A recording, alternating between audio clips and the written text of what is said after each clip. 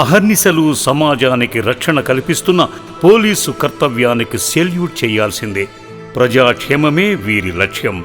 హైదరాబాద్ గోల్కొండ ఏరియాకు సంబంధించిన హాస్పిటల్ దగ్గర విధ్వంసం సృష్టిస్తున్న పిచ్చివారిని చూసి స్థానికులు ఇన్ఫర్మేషన్ ఇవ్వగానే క్షణాలలో పోలీసు వారు అక్కడికి వెళ్లి వారిని పట్టుకుని వ్యానులో ఎక్కించుకుని అమ్మా నాన్న అనాథుల పుణ్యక్షేత్రానికి తీసుకువచ్చారు. ఈ మతి స్థిమితం లేని మనిషిని మీరు ఒక్కసారి పరీక్షించి చూస్తే గతంలో ఓ గూండాయిజాన్ని నడిపిన నాయకుడిలా కనిపిస్తున్నాడు. ఆ చూపులు కూడా అచ్చం అలాగే ఉన్నాయి. ఆ మెడలో గొలుసులు, కాళ్లకు వేసిన షూస్ రౌడీయిజాన్ని కొట్టొచ్చినట్టే కనిపిస్తున్నాయి.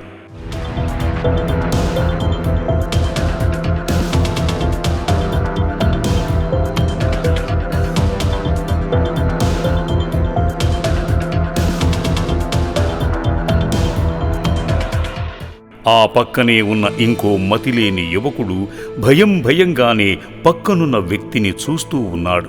వడివడిగా అడుగులు తన వెనకే కదుపుతూ ఆశ్రమంలోకి నడిచాడు. రౌడీయిజాన్ని పోలిన మనిషి తనలో తానే నవ్వుకుంటూ ఓ హీరోయిజాన్ని చూపిస్తూ నడుస్తున్నాడు.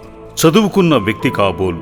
ఆశ్రమం పేరుగల బోర్డు కనిపించగానే కాళ్లకు వేసిన షూస్ అక్కడికక్కడే తొలగించాడు. ఎన్నాళ్ళయిందో వాటిని విప్పక కాలికి బొబ్బలు వచ్చిన గాయాలు కనిపిస్తున్నాయి. వీరి పరిస్థితిని శంకరుగారే స్వయంగా అడిగి తెలుసుకున్నారు. లోపలికి పంపించమని ఆజ్ఞాపించారు. తదుపరి గోల్కొండ పోలీసు నారాయణరావు గారు వారి మాటలను వినిపించారు. ఈరోజు మార్నింగ్ డ్యూటీలో ఒక కంప్లైంట్ అనేది రిజిస్టర్ అయింది. ఈ అన్నోన్ పర్సన్ అనేది ఏరియా హాస్పిటల్లో కొంచెం న్యూసెన్స్ చేస్తున్నాడని చెప్పి కంప్లైంట్ అనేది మాకు వచ్చింది. మేము వెంటనే రెస్పాండ్ అయ్యి ఈ పర్సన్ని చౌటుప్పల్ అమ్మా నాన్నల అనాథాశ్రమంకి హ్యాండ్ ఓవర్ చేయడం జరిగిందండి. ఆ తరువాత వీరిలో ఒకరికి ముందుగా పునర్జన్మను ప్రసాదించే పుణ్యలింగేశ్వరుని పుణ్యసేవకు సేవా సిబ్బంది సిద్ధం చేశారు.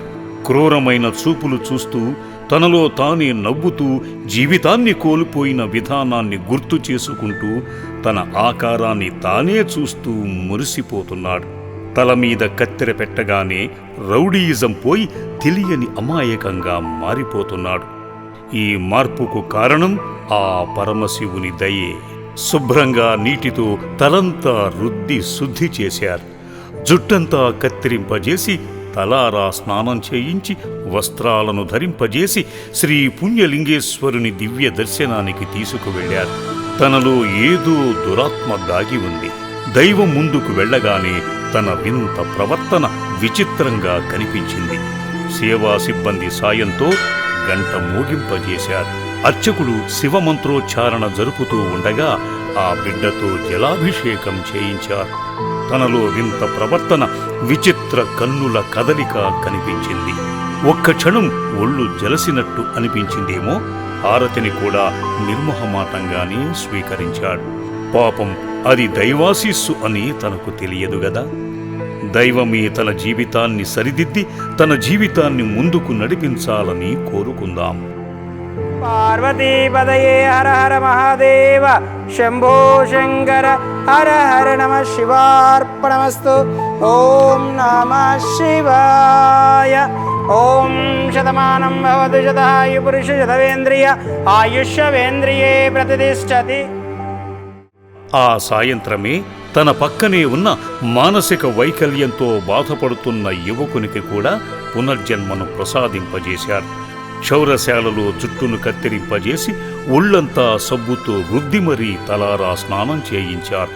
తదుపరి స్వామివారి సన్నిధికి నడిపించారు. అప్పటికీ ఈ యువకుడు ఎంతో తెలిసిన వినయ విధేయుడుగా స్వామివారి ముందు భక్తిలో లీనమై నిలుచున్నాడు. అర్చకుడు గోత్రనామం, నామధేయం అడుగగా దేవి ప్రసాద్ అని తెలిపాడు. అది ఎంతో సంతోషదాయకం.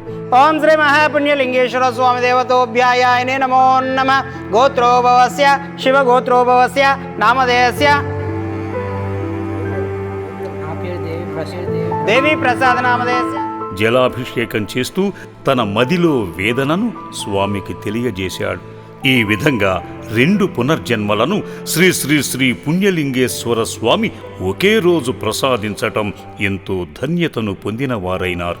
పునర్జన్మను పొందిన ఈ మతిలేని యువకుల జీవితాలకు గొప్ప వెలుగులు విరజిమ్మే శ్రీ పుణ్యలింగేశ్వర స్వామి ఆశీస్సులు మెండుగా అందాలని మనసారా మనం కూడా కోరుకుందాం. మహాదాతలారా, చూస్తూ మౌనం వహించక మీ వంతు సాయాన్ని అందించుటకై అమ్మా నాన్న అనాథుల పుణ్యక్షేత్రాన్ని దర్శించండి. ఎవరూ లేని వీరికి మీరే అన్నీ అవుతారని ఆశిస్తున్నాం. ఓం నమః శివాయ. సర్వే జనా సుఖినో భవంతు.